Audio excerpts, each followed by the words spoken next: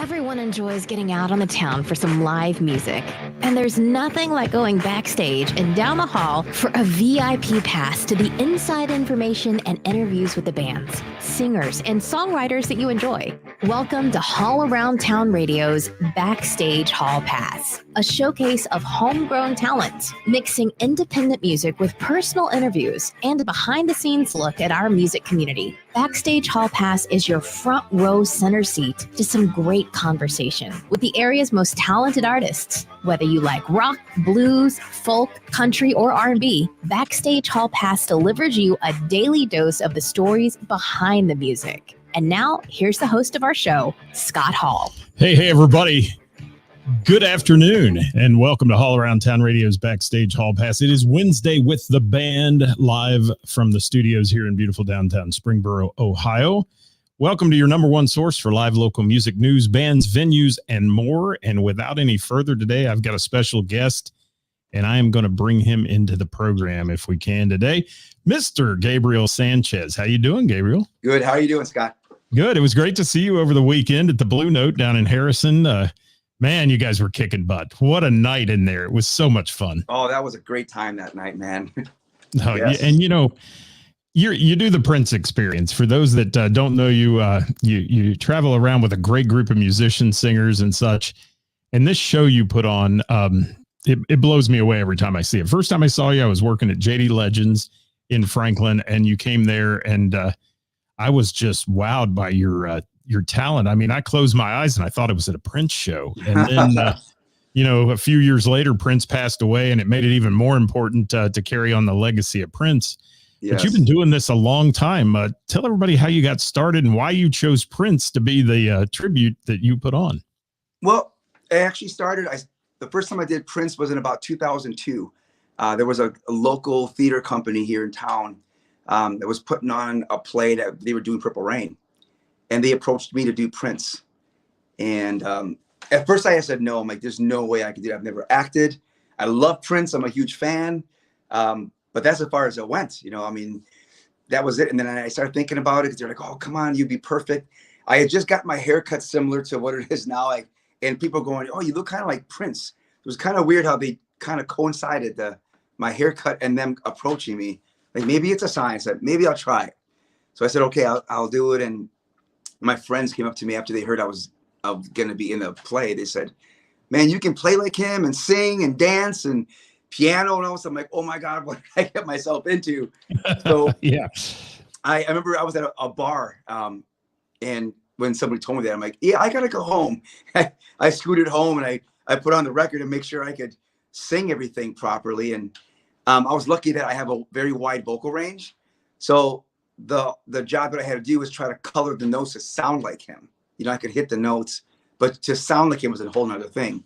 And then the whole guitar thing, I wasn't very versed on playing solo guitars much back then. So I had to just practice super hard to just learn the exact solo of what he's doing for the songs that I was doing. So after all that hard work, I didn't want to stop. We did it for one weekend, a Friday, Saturday, Sunday. And I'm like, this is way too much fun. I am not going to stop. So I got a whole different band. And I'm like, I want to have this band that's playing at a higher level. You know, no drugs or alcohol allowed, you know, in the band at all. You know, if they want to drink afterwards, but there's no way to do the show when you're going to be buzzed, you know, or drunk. Oh, it's intense, man. Yeah, and I found a great group of people. I mean, I'm so blessed to have the people that I have with me. They're just way beyond me. That whatever I play, they play better than me. You know. And some of them been with you since the beginning, right? Or close to it. Junior, the drummer is Junior Gomez. He's been with me the longest. So yeah, but most everybody else has been there pretty long. But it took me a while to get the right people, you know, because sometimes you deal with attitudes like, you know, like some people get like an image. Oh, I'm this great player and start demanding to be treated differently. I'm like, no, we're all on the same page, man. You know, I mean, even though I'm the guy playing Prince, I still see myself on the same level as everybody else, you know? Well, and that's what I love about you guys. I love that because I've watched you as a band, pregame before, and you guys sit there and you have dinner together And you're a family, man. I mean, you can tell this group is not guys that all go to their separate dressing room and walk out and say, okay, I'm on stage now. You guys are a family, and it shows. And it shows after the show, too. When you meet and greet everybody like you do, you work that room like a champ, buddy. You do. And it's cool. And I want, you said something about hitting the notes, and I want to say something about that because I was standing next to some pretty local players that play a lot, and they're in bands here locally, especially down at the Blue Note area and all that. And the one guy, and I'll call him out, Mickey from Sweet Sister Mercy. I introduced you to him at the end of the show. He kept looking over at me and says, man, this guy's the real deal. How is he hitting those notes? How is he doing this? He says, that's Prince. I'm looking at Prince on stage, you know? So I thought, that says a lot when the audience is saying those kind of things and doing that. And you work hard at it, I know. You know what? And that's good to hear because it's been a lot of years of work. Like when I first started doing this, I couldn't do all those there's certain higher notes, like at the end of like Doves Cry, those high screamy, like almost raspy notes. For a couple of years, I was like, how was he doing those? And I would just like on my own, just practice and just make weird sounds with my throat and just, okay, what if I just added more air? Just try to like create the voice on my own, just try to figure it out. And I did. And then those super high notes, that's like that, but I can do that really, really loud. I learned that somehow from me just doing this, but just playing with it, with the air, how much air you're going to push out. And just throughout the years of playing with it and just trying to get better, so I'm glad that people like your friend in the band realize that, that, oh, wow, okay, it does sound like him because the entire band works like that. We're like, how can we play the drums more closer, or what's the guitar solo? We're all on the same page like that. So it's good that they do recognize that because we take it seriously. Well, yeah. And, you mentioned a little bit earlier, but why did you actually, other than this play that you got kind of thrust into or the musical performance, why did you say after that, this is what I want to do for a tribute? Because you could pick, and I know you enough to know you do a lot of other songs really well of other artists. But why did you choose Prince to take this band on the road and do that? Because it's the hardest thing to do. That's why. I'm actually a better singer because I've been trying to copy Prince for so many years. Wow. I get it. I mean, I have taken vocal lessons throughout the years, on and off. It's always good to go back to school. That's the only thing I've ever been taught at is vocals because I think I'm a really big vocal head. I mean, I love vocals more than anything. All the instruments that I play, they're just self-taught, but vocals to me are super hard, so I just put more time into it.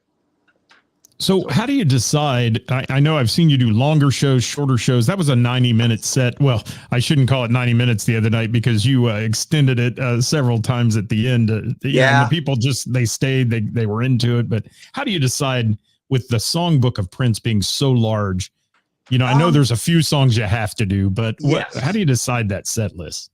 Part of it is also on like, does the venue want a dirty show or do they want a clean show? Like if they want a completely PG show, which is kind of weird to me because Prince was not really PG. No. So we can't do like Darling Nikki or a couple of songs that have the F word in it, and like, so we got to watch that, But other than that, so that's the first thing we always ask, is like, is it 18 and over or whatever? And after that, then how long is the show? If it's a 2-hour show, then we can add more songs. But we're also talking about adding other songs. In fact, we're doing a different type of show. We're thinking about, but talk about this for a couple of years. So I'll tell you right now for the first time, it's going to be where we walk out in the 90 version of Prince, where he wore the bright colored suits with a hat, with the entire band was in suits. Right. So we're going to come out at some point, if it's still in the works, we're going to come out in the 90s version of Prince and play 90s stuff, like anything from 90s and up, but the hits like Cream and Get Off and stuff like that, play like maybe 5 songs of that. And then we take a little short break, run back and go into the 80s version of it and finish the show, push the level. I love the way you took us through time with Prince the other night. And, you even went back and one of my all-time favorite songs is First Hit Ever. Yeah. That you threw in there. I Want to Be Your Lover. Yes. And you had that one going, and that one kind of surprised me because I thought, well, he's got 90 minutes. He's going to fit all these hits in. And how many people in the room that know Prince, but not real well, know even of that song? Because that was an early Prince song, which really got him discovered by everybody. Why'd you choose to throw that one in? I thought that was really interesting. Well, first of all, I love that song. Second of all, it's kind of hard to sing because it's up there. It's a higher register voice. So that, and I love a challenge. I love a good challenge, so it's like every night I do, like, okay, how good am I going to do it this night? And there are some nights I'm like, I could have sang that better. But, when you're a vocalist, your voice is going to do what it's going to do sometimes, on its own. It's like a regular thing, sometimes it gets a little bit tired. You might have sniffles from whatever, the air changes, from cold to hot, and you get a runny nose. So things change, so it's always like, hope I can sing it great tonight, But that, and then I play a guitar solo that is just like, lets me ad lib. It's the only part of the show that I can actually ad lib whatever I want to do in that little section at the end of that song. Other than that, everything is like, okay, what is he doing in the record? Okay, let's, what kind of chord, a seventh chord or a minor seventh, what is he playing? That type of stuff. But at the end of that song, it's like, okay, we're going to let you vamp at the band, and I'm going to just go off, and then I do a certain lick that they know when I'm done, That's so cool, and that you're able to throw that in there. And I've got to say hi to Chris Reese. I see he's on here from Dat Band. He was your opener at the great, Blue man. Note, and that. they killed it as well. I mean, what a great night it was from start to finish there. And that Blue Note's a great venue. I mean, it's fun.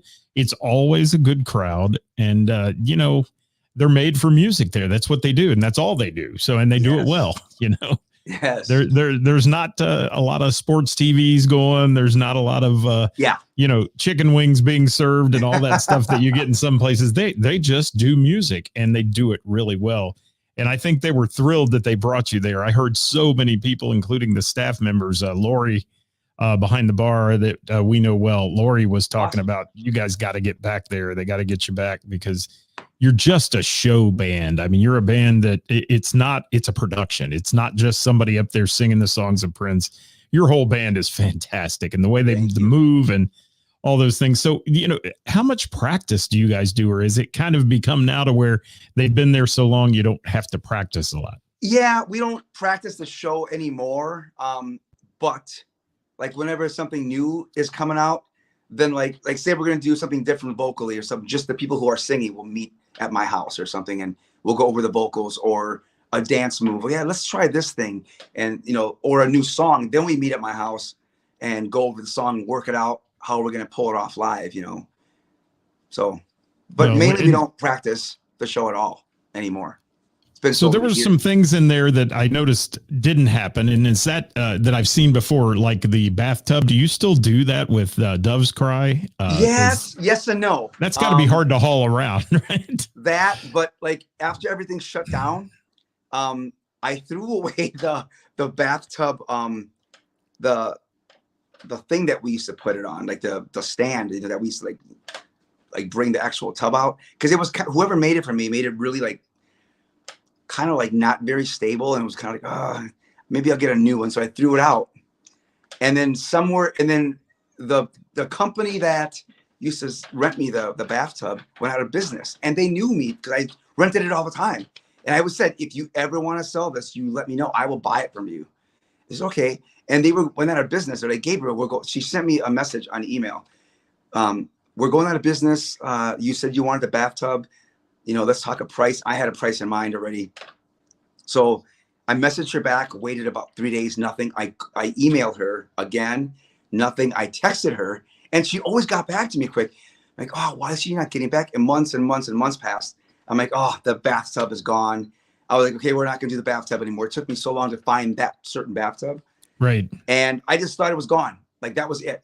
And something happened where I wanted to do the bathtub again. So I started searching in the area, prop bathtubs, because it has to be light, obviously. And I found one. And on the way to go meet the person to go see it, I noticed that at the bottom of the email or the website, the old company that used to rent me the bathtub, they were like part of it somehow, or like like, oh, she bought it. They bought this company. And so when I got there, I'm like, that's my bathtub. I'm like, that should have been mine. I'm like, and I said, you bought this from I had the woman's name and everything. She goes, yeah. I'm like, yeah, I've been renting here for like years. And she promised me the bathtub, but she never sold it. I said, could you please talk to the owner and see if we can set up a deal, you know? And they did. I bought it. So I own the bathtub now.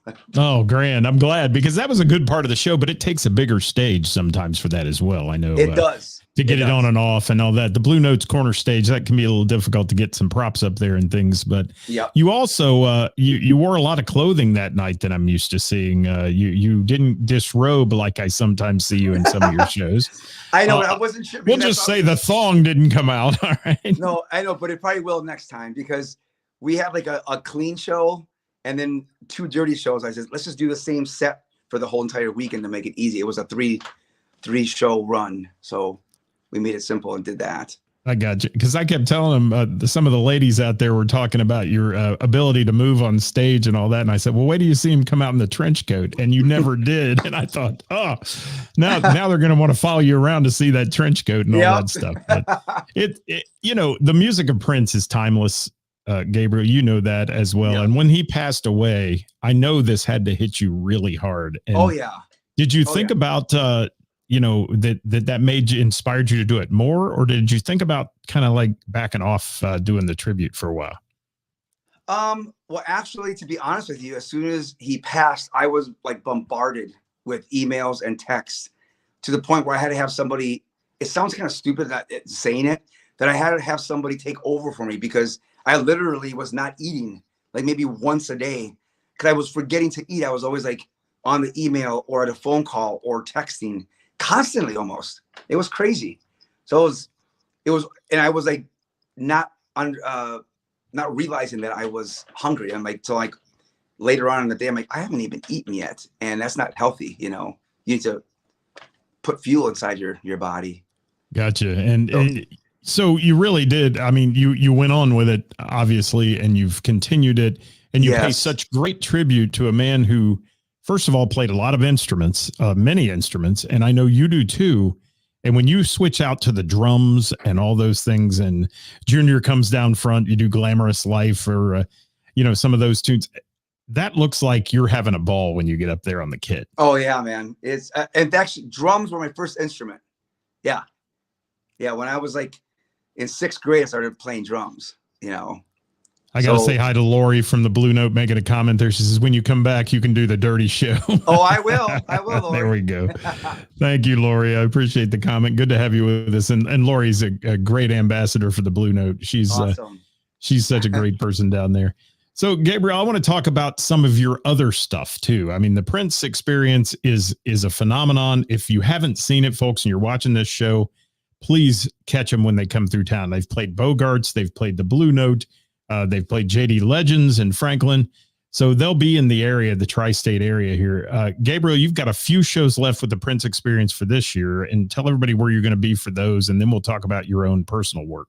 We're going to be in St. Louis on the 9th, and then we're going to be in Little Rock on the 10th.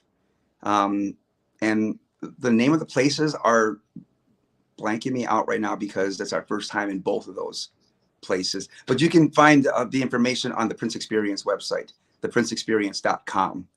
There, we're scrolling that on the screen too. Yeah, theprinceexperience.com.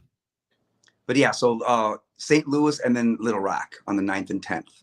And then we're off until New Year's Eve. We're going to be in January. December 31st, we'll be there at Jamal Casino, which is right outside of San Diego.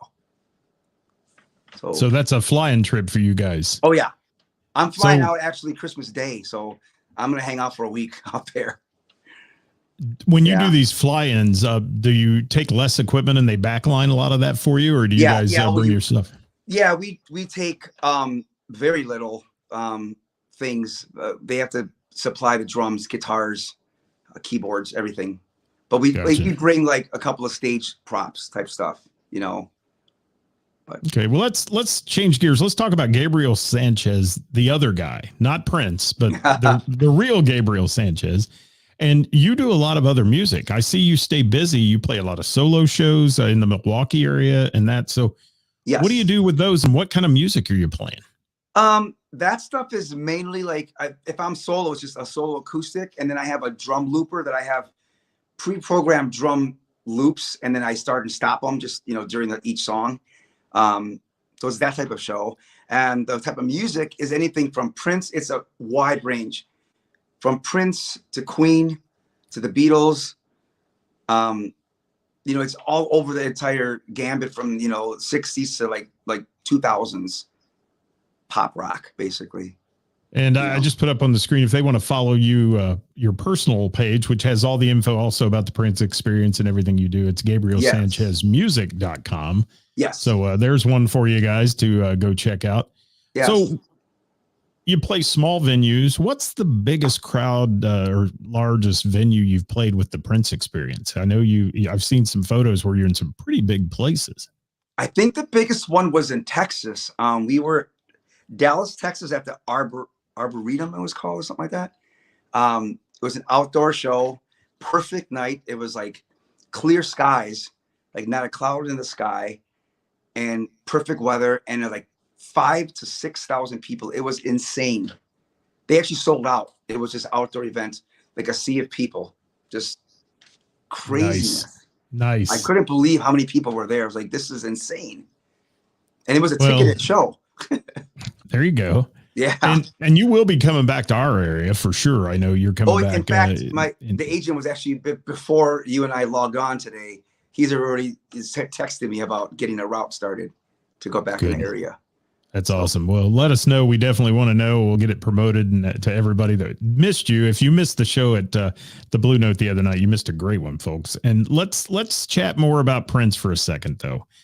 Favorite Prince song, Gabriel, of all time?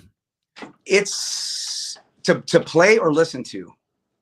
Oh, throw the question back at me. All right. Yeah. Okay. Let's say both. Tell me which one you like to play the most on stage, because I've seen your energy on some of them. I'm going to see if I'm right. It's a toss up, like neck and neck between The Beautiful Ones and Purple Rain to play it. Only because The Beautiful Ones is one of the songs that made me a better singer. Like learning that song properly, especially at the end, those high screams, and he's going from his head voice to his chest and he's bouncing back and forth. And I had to really work on getting that down right, getting the tones and how was he switching the head voice and chest voice. So I'm a better singer because of that song. But then I love Purple Rain still. People would think, oh, you're probably sick of that song. And I'm not. I still get sometimes worked up where I can't sing sometimes. I can't cry and sing at the same time. I've seen people do it. I'm like, how are you singing and crying? And so I got to somehow back off, especially if I see somebody crying in the audience. But I think of Prince and other people that I've lost during that song, Well, I saw a lot of people crying in the audience Saturday when you played that. It's a good thing you couldn't see back by front of house back there, because where I was, and hats off to Mr. Mike Kuntz, who was running sound that night. He did a remarkable job. But it's those people back there, there were tears in the eyes when that song was going on. And it's always great to see that emotion that you bring out with music to people. And, wherever that song's taking them. And like you said, is it taking them back to somebody they've lost? Is it taking them back to watching the movie as a youngster? Or something like that. But it's so cool. And when you do Beautiful Ones, it showcases your vocal ability. I mean, unbelievably. And that was the one where we all looked at each other and just said, wow, the other night, because you just absolutely slayed that song. Thanks. That was the hardest one to pull off. I mean, yeah, it took me a while, because I would hear myself, like, oh man, that needs to be better. I was pulling it off kind of, I'm like, but it needed to be closer. And I'm so much closer, and still not exact because it's hard to copy him exact, but it's like, I'm happy with how I'm doing it now, but I still try to do better every night I do it, I got you. Love that song. What else you want to share with everybody before we have to run today? I just wanted people to get a chance to meet you, the person. I mean, they see the Prince experience, but you, the person, is, you're a great guy. We've always, every time I run into you, you're just so humble and so friendly to everybody. Thank you. Well, I also write music, and I have some music coming out. So I can send you some if once I have it out. Absolutely. You know? Yeah, we'll get it. We'll play it on the show. Yeah, Good. it's a cross between Prince and Lenny Kravitz style. So it's rock, but like funky, has that funk vibe to it. Yeah. I'm getting a question here. Okay, so he wants to know what's your favorite song to listen to. We didn't get to that part, did we? We talked about your one to play. See, they're going to call us out if we miss it. So there. I know, right? My Thanks, favorite Vern. song is so hard to say, man, because I love so many Prince songs. Like off the top of my head, I love "The Most Beautiful Girl in the World." You know, it's not one of his biggest hits, but it was a pretty good hit. But this beautiful song, oh my gosh, just the lyrics alone are just incredible. The music and his voice, you know. And then I love when during the bridge, he goes really super low. You know, it's like, if the stars, just that real super deep voice. I'm like, damn, it's just awesome how he could pull that off. Well, there you have it. That's what you're listening to in your headset when you get in a Prince mood, I guess, right? And what the band, I'm going to say, the most energy they pull off is at the very end when you do "I Would Die for You" and the dancing. It looks like the entire band's having a blast doing that. Do they have a favorite tune, the band, that they like to do? You know, I don't know. We'd have to ask them. I don't know. All right. I don't know. That'll work. I think I'm going to say their favorite one's "I Would Die for You" at the end of the show when you're saying goodnight to everybody and the show is done. They're relieved. They get to take a break, but you can tell they're putting all the energy into the last moments there. And what a great production it was on Saturday night. Hats off to the Blue Notes lighting and sound techs. Yes, I know you send lighting cues and all that out ahead of time. They had it perfect, man. When you took the stage and those bright white lights were behind you, it just, I mean, it stops the room when that happens. And, you know, and Mike Coons, as I said, is a phenomenal sound engineer. Oh yeah. You were CD quality out there. Everybody, it was so every good. Single person. Yeah. The entire crew there is awesome. Well, I want to thank you for joining me today, Gabriel, and taking the time out of your day to visit with us. We'd love to hear your music. So if you ever want to bring us some of it or come back on and talk about it, I'd love to hear about it. And look forward to catching you next time you're back through the Ohio, Indiana, or Kentucky area, man. For sure, man. Thanks a lot, Scott.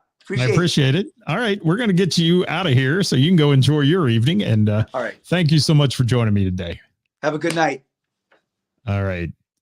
There we go. Well, maybe I'll make it work here. There we are. All right. Thank you all. I appreciate you being with us today on Wednesday with the Band from Hall Around Town Radio. I'm Scott Hall, your host. Don't forget to tune in tomorrow for the Tri-State's best musicians and venues when we bring you who's playing out for the weekend from all of us here at Hall Around Town Radio. I want you to get out and support some live local music tonight if you can. And thanks for watching today. Don't forget to share this with your music-loving friends and remind them to like the Prince Experience on Facebook and at theprinceexperience.com on the web. Thanks so much, guys. We'll see you next